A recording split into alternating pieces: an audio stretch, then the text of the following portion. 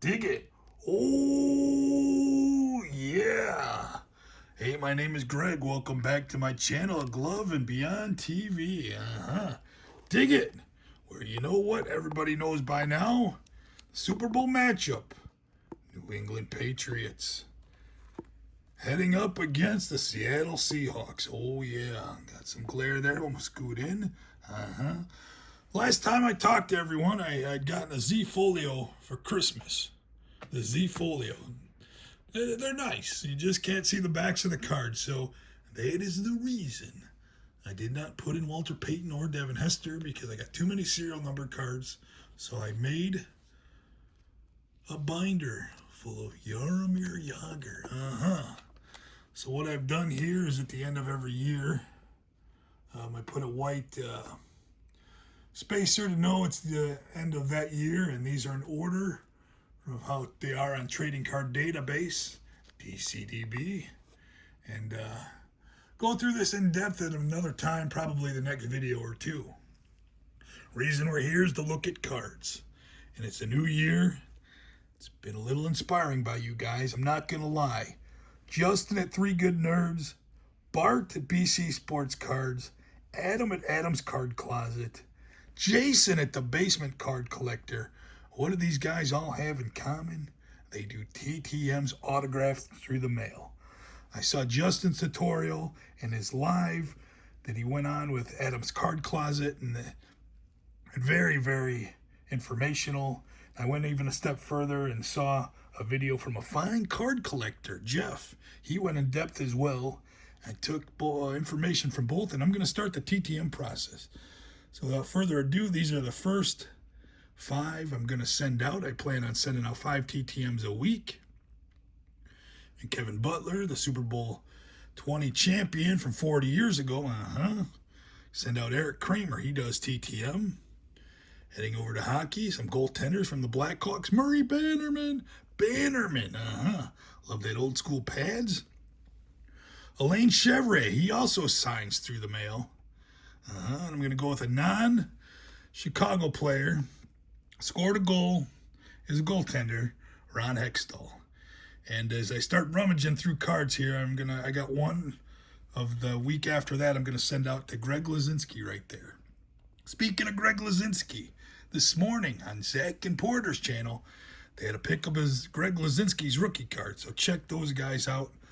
Love this community. Love supporting these guys. They support me. Excuse me. And why are we here? To go through some cards. So did some rummaging. It gets cold out, wintertime. I have multiple boxes to go through, so I'm just going to show some of the highlights of my rummage. Jerry Rice on the Broncos. Anybody know he played for the Broncos? I did not. Switching over to some baseball that I picked out of some rummages. Babe Ruth. Most of these are dime, quarter, 50-cent types cards you find at shows. A lot of all-time great players like Don Zimmer or Frank Robinson. Beautiful cards. Some of these late 90s, early 2000s. There's Roberto Clemente